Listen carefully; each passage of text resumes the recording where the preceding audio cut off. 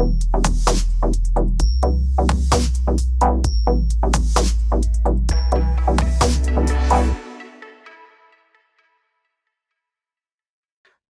the fire. Welcome back to SMWX. And today I have a great treat for you again. We have one of the country's finest political analysts, Mighty Jamie.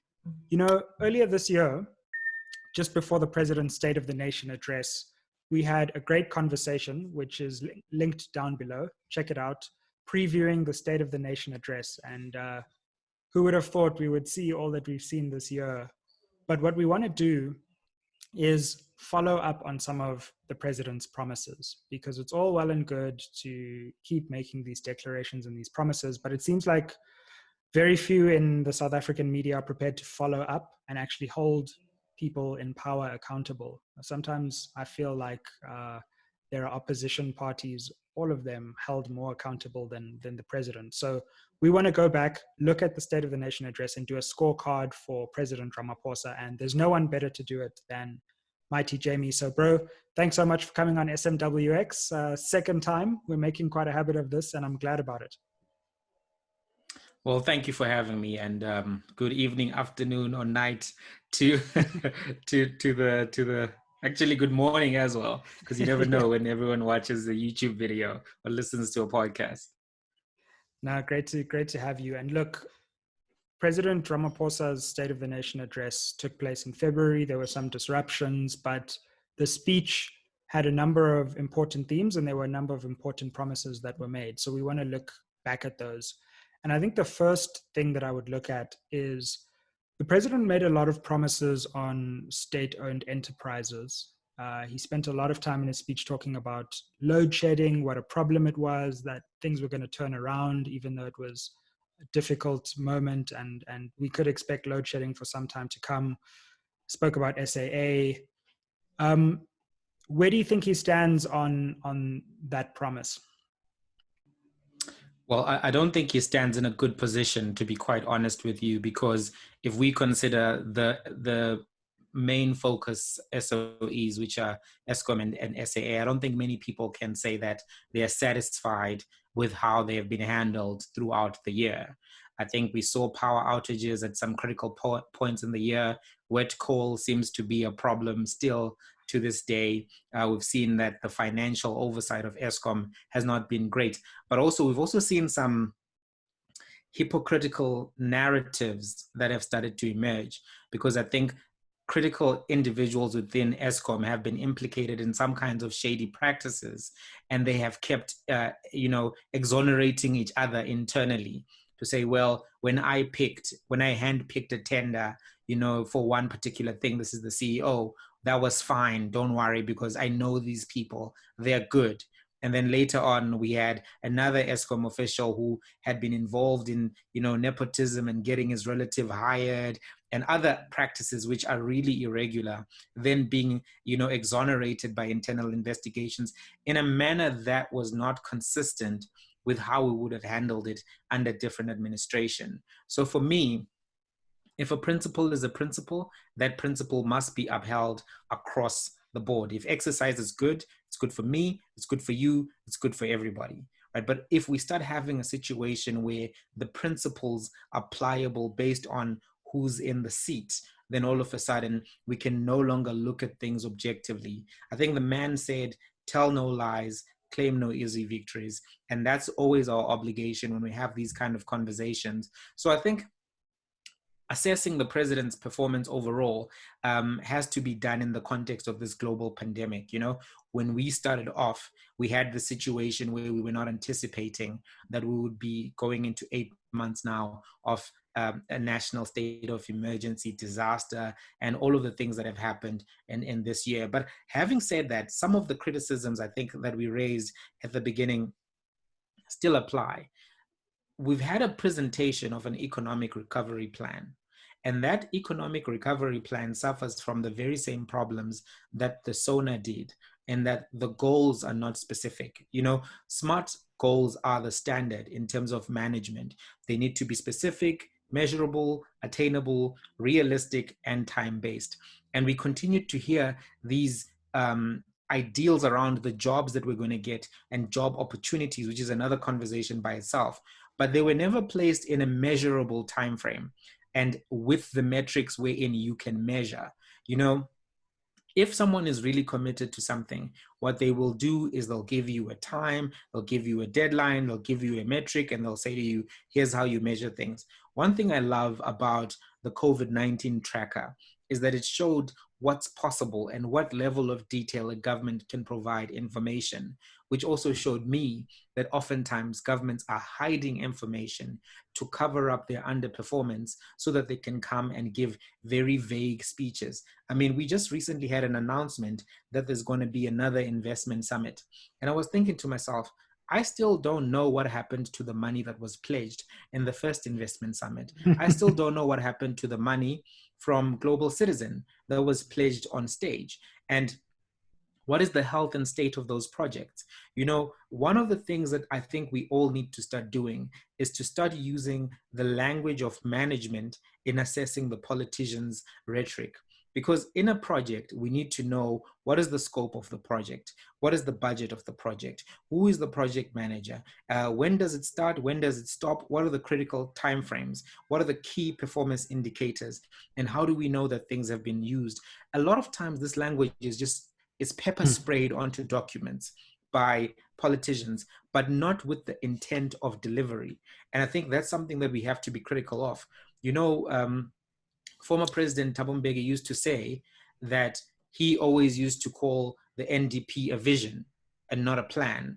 And people didn't like him for saying that. And to resuscitate his argument in this context, what he was saying is that there's no plan here because I need to see the metrics of a plan. So when people ask me, why isn't the NDP being delivered? This is Mbeki speaking. Well, I say, how can it be delivered? It's just a vision. If you want a delivery, you should be asking for the real plan. And I think the sleight of hand that was performed in that document is that it was called a plan. And many people treat it like a plan as opposed to an analytical document and a vision document, but not specifically a project management document. But in contrast, when the Chinese make a plan, they actually mean what the plan is. So if you look at the Belt and Road Initiative, if they say, guys, we're going to expand our control of the supply chain all the way around the world, everyone knows that in a year, I'll see progress. In another year, I'll see and I will know exactly where the progress will be. They will have 5 ports where they had none before. They will have 5 roads where they had none before. And they'll even be able to explain to you in kilometers, you know, and now they've got this plan where they plan to be tech independent by 2025. And the Americans panicked because they knew that this is going to be a real thing. The Chinese mean it and they're going to pursue it and they're not playing games. Now, contrast that with any African document, which is called a plan, right? All of the African documents have this planning framework where it's 2063. It's 2030. Remember when this started, it was early 2010s that this thing was coming out. And if you measure the metrics, you then begin to say, man, we're like 11 years from 2010 now, or like, 10 years, but we're getting into the 11th year. And none of the key metrics have been delivered upon, right? And now what is going to happen is that there's going to be a 2040 NDP and then a 2050 NDP. And people are going to walk around saying, we have a plan. Our plan is brilliant. But these are not plans in the sense of an Elizabeth Warren plan or the Chinese government plan. And we need to start inserting into our own examination of these plans the key metrics we need to understand. Because when you measure LeBron James, you know what you're measuring. How many free throws did you score? Like how many 3-pointers? How many points? How many rebounds? How many assists? When you measure a political plan, you need to know all of the metrics that matter so that they can stop playing around. Otherwise, they'll come and say, yeah, I gave you job opportunities. And then they'll come and say job opportunities were created later. And every civilian is like, but we didn't see any jobs.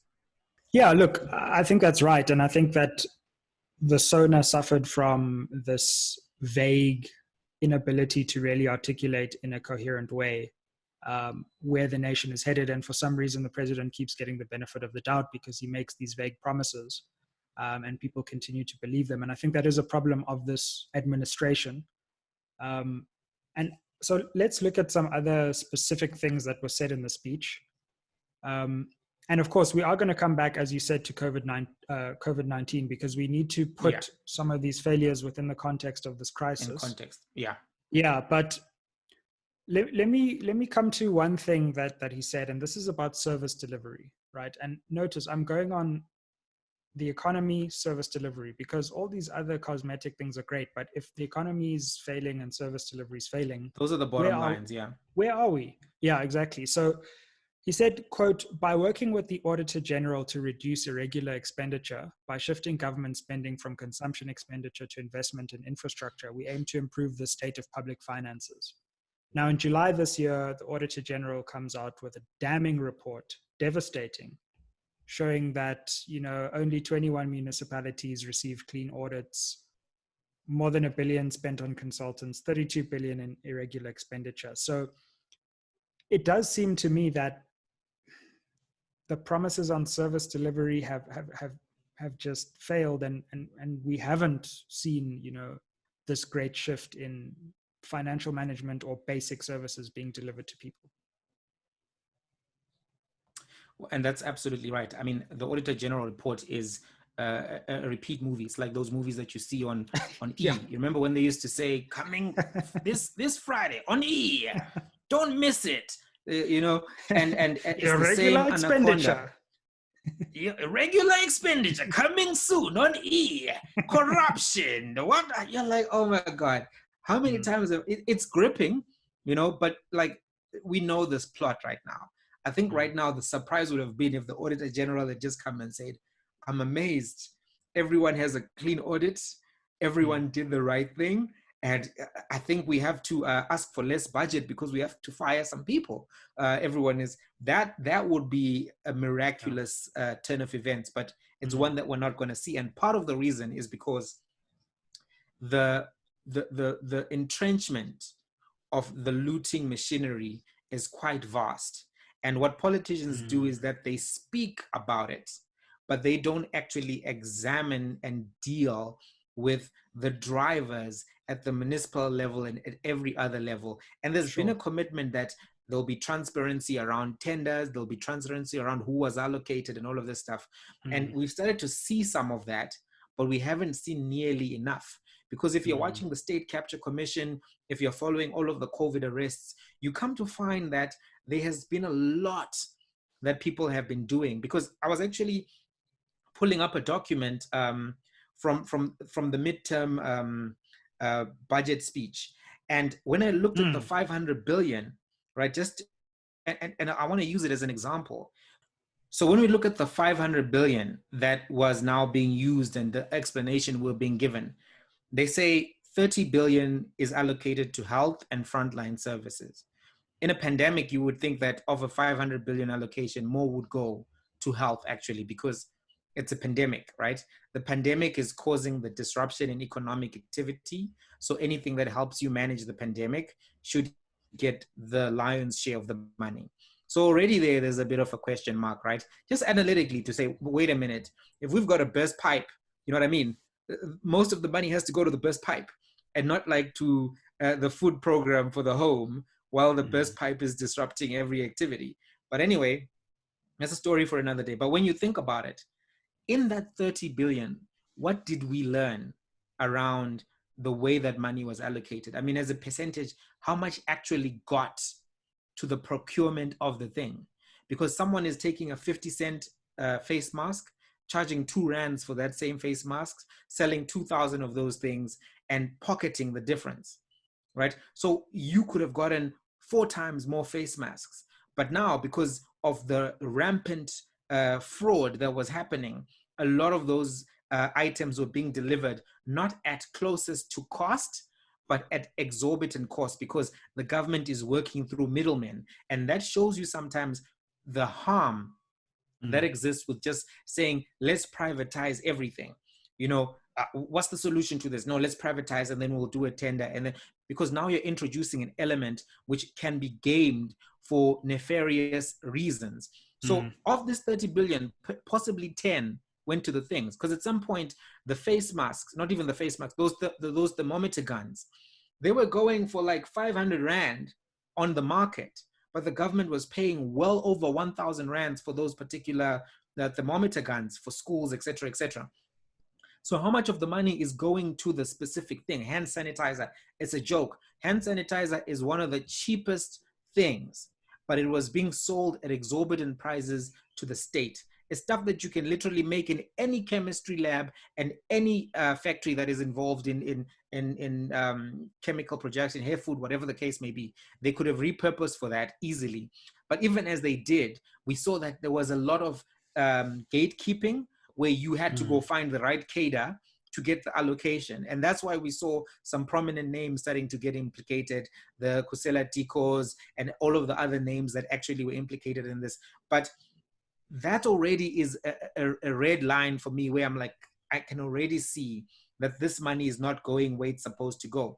If you look at the support for vulnerable houses, where they allocated 50 billion, right? We saw what happened with the food parcels. Right, people were buying food parcels for 200 Rands and then charging 1,000 Rands for those food parcels. Right, there were people who were doing community work, right, under the guise of COVID-19, where the only thing they go and do is they get an invoice book from Pick and Pay. They write community work on COVID education, 1.1 million, and nobody asks any questions, and they clear that invoice. Now, what has this all got to do with the original discussion? If you are serious about fighting, the massive irregular expenditure, the massive wastage of state resources, you have to do more than signal that you are going to do so. You have to create streamlined processes of approving the use of state funding, which kill this. But now, if you start doing that, you may get too close to too many people, even in your own inner circle, who may not appreciate what is being done. And that's the elephant in the room, is that if your organization that you lead is heavily involved in irregular activities and understands what the game is, unless you robustly deal with the drivers of those activities and the key elements of that kind of activity, that activity is not going to stop no matter what your speech says. And a few arrests are not necessarily going to curtail that. And some of these people have been lazy, some have been sophisticated. Can I come on to that? Because I think, well, you raise many interesting points there, but I want to take you up on one of them, which is that some would say, look, okay, fine. COVID has derailed the economy. Service delivery is always going to take a long time, but the green shoots are beginning to be seen with this question of corruption. We've seen a number of arrests. We've seen tough talk. And yes, it took a long time, but the president has finally seen his agenda reach fruition, and this corruption is really being dealt with now. What would you say to that view? Well, the optimistic side of me would say this is an amazing turn of events, and we now have an administration that is serious about corruption. I think the one thing I must give the president credit for is to try to at least live up to the ideal, in his administration. So if you look at the Masugus, if you look at the Dikos, the way that he dealt with everyone who was breaking rules around in Stella Ndebeni Abrahams, he was actually trying to set a tone to say, listen, guys, we cannot be preaching one particular thing whilst this kind of activity is going on, even in my own faction of the ANC, So to maintain the moral high ground, I think we have to give him credit that he tried to do as best as he could within the circles that he was most closely associated with. Moving beyond his circle of association, I think there's also been an effort, right, to try to say the ANC Integrity Committee is taking this more seriously, and also people must step aside, quote unquote, if they are charged, implicated, and there's been an enforcement of that to a large extent. I think those things are commendable, and they do send a signal, and maybe that signal is at a very optimistic level, one that will curtail this kind of behavior. The pessimist in me, the donkey in Animal Farm, which says, remember they always used to ask Donkey, they say, hey, Donkey, what does this mean? And Donkey would be like, I've been alive for a long time, man. And that's all he would say the whole time. They'll be like, Donkey, can you please guide us? And part of me is thinking that the list of arrests is very short when we think about the extent of the COVID-19 corruption that occurred in this year. I would have expected 1,000 names. Let alone the other corruption before it. So not even looking at the other, just to say 1,000 arrests in respect to COVID-19, because it's been all over the place. You know, you saw people inflating the price of the JoJo tanks, even after, you know, Rand Water had put the prices online. Some people will say, well, this JoJo tank now costs 30,000 when the price was 14,000. And you're like, how did it cost? What could you have done in between getting it from where the JoJo tanks are sold to getting it to KZN that added double the price? Surely it can't be transportation that costs double. You know, people are trying to profit from service delivery to the state in a time of crisis. And it's a form of price gouging that has not been properly examined. But the skeptic in me, the pessimist in me, feels that some of this was to allay the public frustration, which was growing, because we've seen that in a time of crisis, in a time of pandemic, the politics can shift very fast. It's not a very stable ground. And the people are not necessarily willing to go back inside once they're outside. We saw what happened in Belarus with the protests. We saw what was happening in Mali with the protests. And we've seen in general, even with the Black Lives Matter movement, that once the people decide we're out here, to get them back inside in the middle of a pandemic where they're unemployed, it's not necessarily a win-win. So part of this has been to almost manage the frustration of the public, I feel. And part of it also has been to provide the public with an outlet. I often worry that we watch the movie of the arrest, these Hollywood-style arrests, and then we don't pay close attention to some of the boring but more important, more impactful stuff. You know, it's almost like if you have a cut above your eye, right? Maybe, and it's bleeding all over your face. That's very dramatic to watch. But in terms of the long-term impact on your health, that's not very dramatic. And doctors will just say, we'll stitch it up, nothing to worry about. But a cancer that is in stage 2, if you get that kind of a result, it's slow and it doesn't feel the same. And it's not as riveting to observe, but its impact on your body is more lasting. So that takes me to a part of the conversation I wanted to go to, which is this core question around how do you fund crisis? Because I think that's something that has had an impact on the economy and the sustainability of the economy. So there are 2 schools of thought.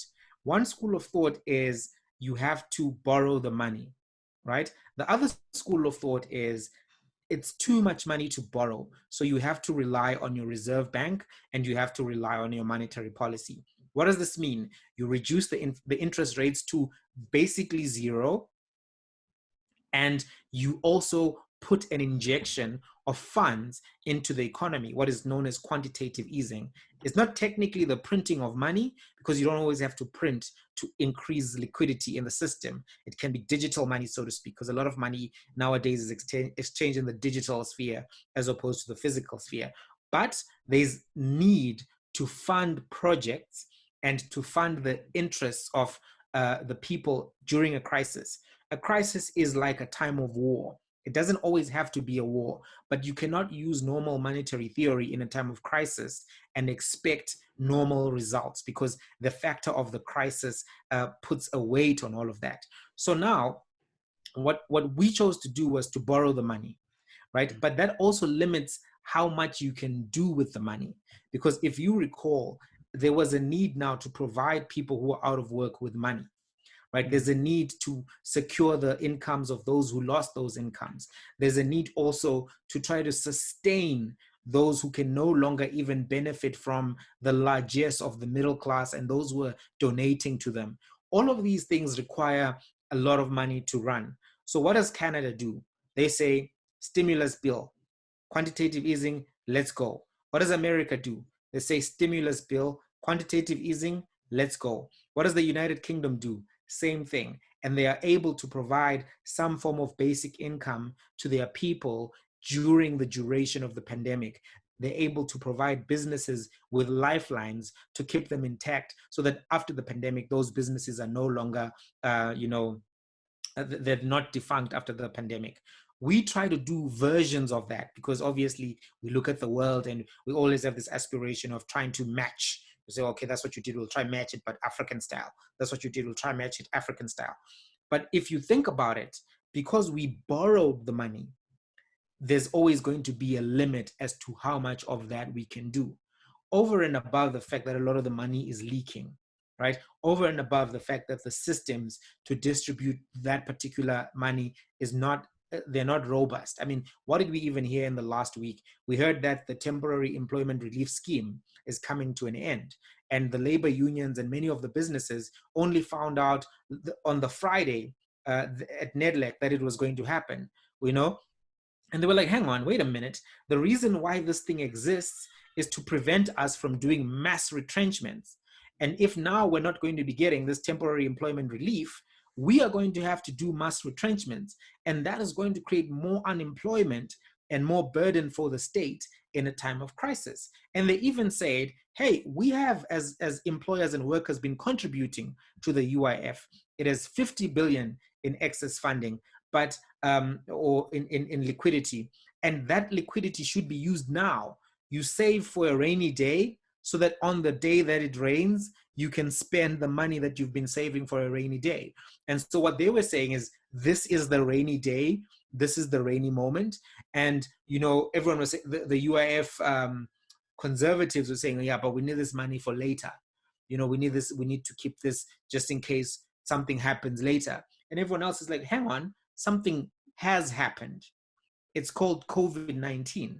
It's called the national state of disaster. That's the thing. That's the thing you have to roll out your social support for the workers for.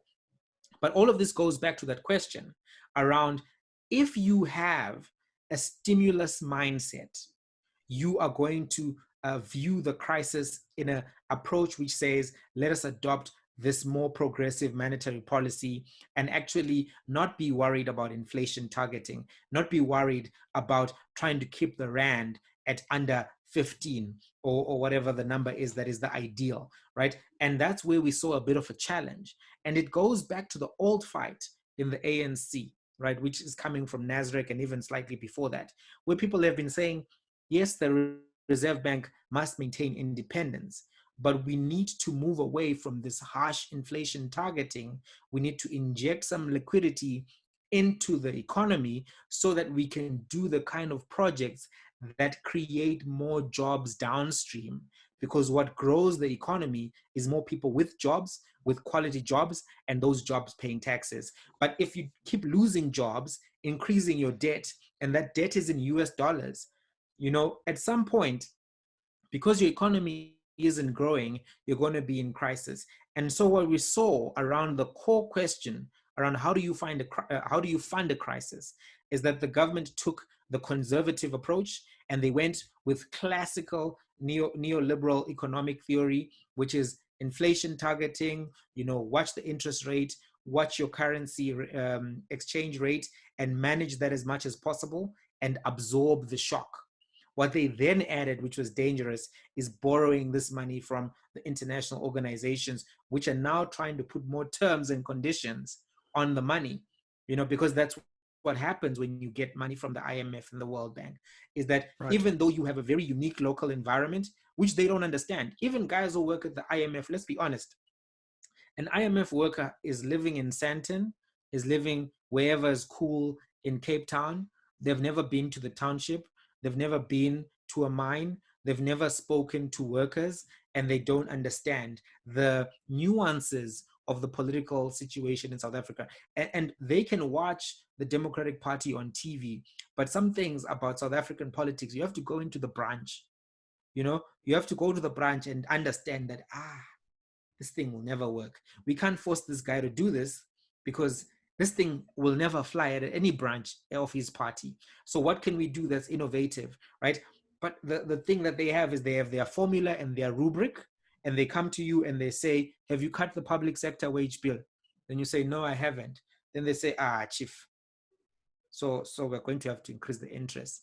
what have you done about privatization? Say, no, I'm working on it, but there's a delay because, oh, so you haven't privatized. Okay, so we have to raise the interest rate. And that's how they work. There's no,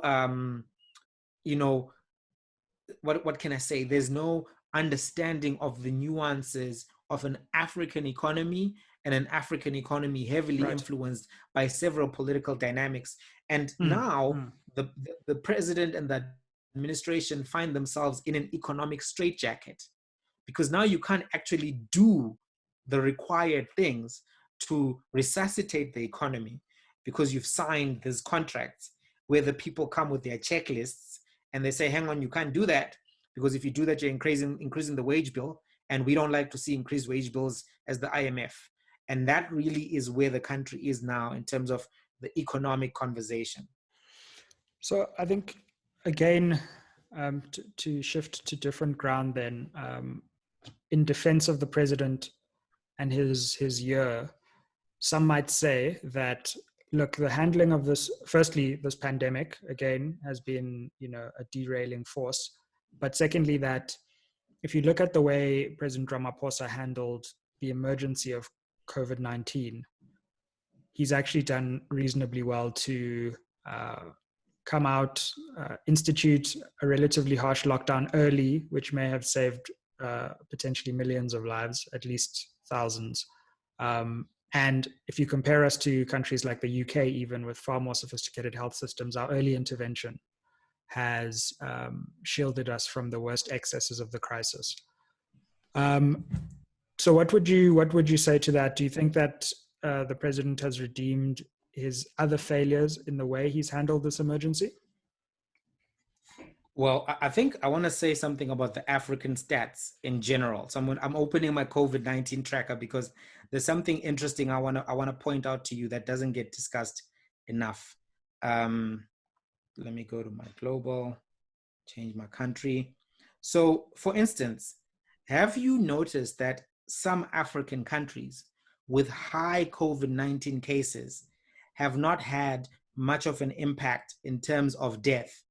And it's the thing that has got a lot of scientists in trouble, because they've started asking questions without respecting the conversation around how do you ask these scientific questions without sounding racist, without seeming like you have an ulterior motive.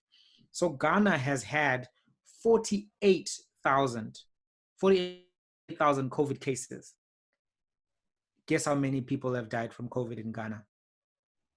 Just pick a number. It's going to be wrong. Whatever you pick, guess.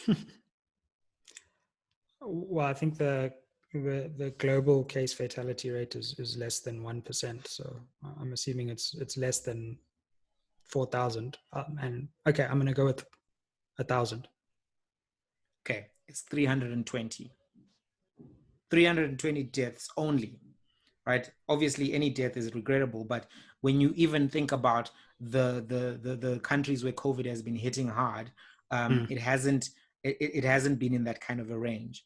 So I think Africa has been lucky in terms of COVID-19 and the impact thereof. And that's where I want to start off by saying I don't want to give too much credit that is biological and environmental. I think we could have locked down a little bit earlier, because I think we spent a few more days than we should have still deliberating on that. I think at the point where we closed the schools, we should have locked down, but obviously people needed to be prepared, etc., etc. Having said that, I still think that the president did an excellent job in managing the crisis in the context of this country, in the context of this economy, and in the context of all of the events that were happening around the world. So I think that what was done is the best that could have been done. I think that they were a bit slow closing schools in terms of after they had reopened them and all of that. I think that was a bit of a sketchy period to try to keep the schools open when there was a surge, when it was winter, and this agenda that we just need to finish the curriculum. That was something that I felt was, which it felt like they bowed to in that period. You know, the DA was going haywire. Yeah, exactly.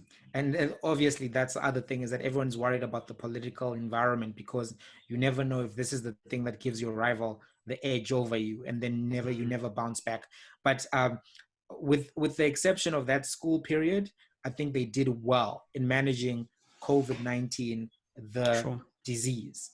In terms of some of the regulation we went through, I think they did poorly because some of the restrictions, especially the alcohol restriction, in the context of it coming with a social ban. So what I mean by this is, I think you could have allowed some alcohol to be purchased while banning the social events altogether, right? Because if you still have your curfew, if you still have your restrictions on travel, if you still have your restrictions on gatherings, you're not going to have the social events happen to the same extent. The ones where people get stabbed, the ones where the fights break out, and the ones where people are recklessly driving, right? Because now, how can you recklessly drive? There's even a curfew. Where are you going, right? Because remember, there were all of those restrictions. So I think that alcohol and cigarette ban were an overreach, and there were own goals. But part of me feels like they were also like a distraction that was chosen. But that's the conspiracy theory me, not the analyst me. Because at some point I was like, this doesn't make sense. Why is this happening? Is this just a distraction so that we have a smaller fight to fight and not necessarily get freaked out about the virus? Because now you're fighting to jog, to drink, and to smoke, and maybe not panicking about COVID. I don't know. Maybe it was a political strategy game. But I mean, aside from that, I think those were own goals. I don't think those were popular policies, and I don't think they were essentially necessary. But having also said that, it's very difficult to judge any administrator on COVID-19. Some people have done everything by the book, and they've seen COVID numbers just surge in their countries. Some people have done nothing by the book and not been hit hard by COVID, you know? Sure. And I'm happy Africa has been really lucky. If we had been hit the way the rest of the world was hit, I think, you know, we would have been crippled. So it seems there's some justice somewhere, sometime. And this is one of those particular instances where I think we were lucky. Where I think, however, the criticism is fair is around the economic discussion, because I think that the economic discussion shows the challenges which exist even prior to the crisis, because it's like we were already in a recession prior to the crisis. And I want to highlight those challenges so that we all know what they are. Number one, if you were to ask me as a consultant, if the government were to hire me, the first thing that I would say is that it says here on the Global Competitiveness Index that South Africa is low on skills, like 112 or something on skills, tertiary education type of skills that they're looking for, you know? So if we are 112, that shows me that that's not good. Our banking sector is top 20 in the world, top 20. That's the quality of the banking sector. But our skills assessment is 112. That's not good. So how do we get our skills to be at the level of our banking sector? It shows me that we need to direct our attention to that strategic area. That's number one. Number two, we all can see the people who survived the pandemic the most were digital businesses. So there is a need to give every business in South Africa a digital footprint. A lot of the businesses which don't have a digital footprint are the ones that are in the townships. And also, people who are living in rural and township communities don't have the adequate access to the internet to be able to create these new internet companies that we say we want to see. So if we want economic activity in the township, in the rural areas, because imagine if there's a farmer who can show us his fruits and deliver them directly from his Facebook or his website or whatever the case may be, we don't need to necessarily go to the places we've been going, because maybe we can negotiate great deals. You know, maybe cooperatives in the city can make a plan with cooperatives in rural areas and actually get those people plugged in. But that requires rural broadband. That requires township broadband, because broadband is the cheapest way to bring people the internet, not to go through the mobile providers, because they charge a premium for that same internet, but broadband can be provided at a fraction of the cost. So looking at those two factors, we're saying we want 4IR, and we know we've got a low skills base. By the way, 30% of the people who are employed, formally employed in the South African economy, are considered to be working in the elementary sector. They separate the elementary sector into two: the domestic workers and other elementary workers, people who are working as shelf packers in supermarkets, etc. 30% of the employed are working as elementary workers. That's a red flag. That number needs to go down. You need to have, because elementary work is defined as work that does not require much training in order to be able to do cleaning, shelf packing, those kind of jobs. So if you're in, and this is from the quarterly labor survey, you can go read the report and get those numbers. If you look at that, that's another red flag, right? So we've got too many people working as elementary workers. We already know the global competitiveness index has told us that our skills base is low, and we already know our people are disconnected. We saw it even with the education system, right? We saw that the private schools continued as if nothing happened, right? They were like, oh, COVID, go online, kids, see you tomorrow, be in class, same time. People were opening their MacBooks and teaching their kids at home and tweeting about it. Some of them, we saw them. And you're like, oh, okay, this is how this person's child is learning with their MacBook, uninterrupted learning. But everyone else, they couldn't continue with school. And their teachers were even more at risk of getting COVID-19 because the classes are crowded, the teachers are a bit older, the principals are a bit older. So it was a lose-lose. So already as someone who's thinking about the right economic direction, it has to include expansive broadband into the places where those communities are excluded. It has to include an aggressive targeting on education, higher skills education. And it also has to include re-educating a lot of the elementary workers. Now, you go to the economic recovery plan. What was there? We're going to build more roads. We're going to do massive infrastructure. But all of those discussions didn't go to the critical areas, which could have made the global community thinking, wait a minute, you're solving the problems that we can all see. You got to fix your education. You got to fix your access to the internet. You've got to fix the skills base. But if you're not doing any of those things, how really can we be sure that your investment story is the right one? Because investors are looking for the story. They're looking to see, is the trajectory going up or the trajectory going down? And they can do their own industry analysis. They don't need yours, right? They've got consultants who can come and tell them, hey, here's what the competitiveness index says. Here's what this document says. Here's what that document says. And they're like, well, what can Amazon go and do in that country? We can't go and build a high-tech headquarters for Africa there, because South Africa is the logical base, but they don't have enough people to do the kind of coding work that we need.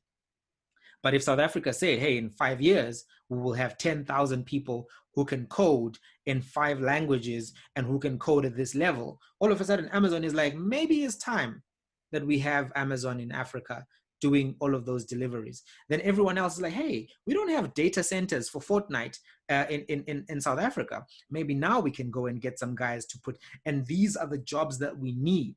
These are the high paying jobs that we need and we need to compete for.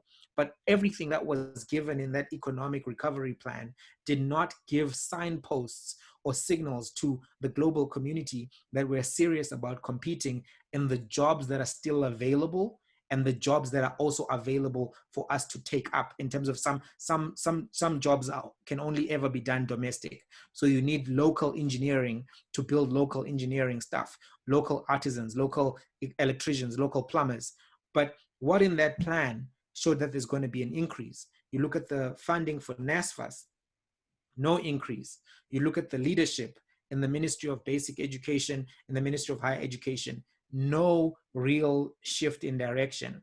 You can't then go to the international community and say, guys, we got our act together. Where's the act? When I read the document, but this is the same document that you've always had, and you even admit it and say, this document may not be new, but this time we're going to implement it. And then I say, why? Because it doesn't have SMART goals.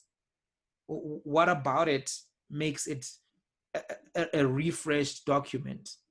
And that's where I think if we really critically think, we'll find that the problems that existed in the SONA and that were obviously difficult to track in a full sense in context of there was a pandemic, but some of the underlying problems continue to exist because there hasn't been a robust discussion around this very conservative economic philosophy, as well as this very, let's call it, this unambitious economic strategy. So when you put those two together, there's no real recipe for growth. There's only a recipe for maintaining what is present. And maintaining what is present keeps all of the problems that continue to exist exactly in the same boxes. So you continue to have the middle class where it is, you continue to have the elites where they are, and you continue to have inequality, poverty, and unemployment the way it is. And even post the pandemic, if we don't change that approach, what changes that ratio? So on that, and to round up, because I want to, we're not even going to have time, and I think that's fine, because our discussion has been very focused on the president's promises, which I think is lacking in the media landscape at the moment. Early next year, I think we should have a look and preview 2021, because we've got an interesting election coming up against this background. Definitely. But to conclude our conversation today, out of 10, how would you rate and score the president's performance this year, given all the constraints, but also given all the failures? Where are we putting President Ramaphosa for the year of 2020? So I'm gonna do three things. On COVID management, I'm gonna give him 7 on COVID management. I think that has been a good job. In terms of economic recovery and the plan looking ahead, I'm going to give him 5.5. I think more needs to be done.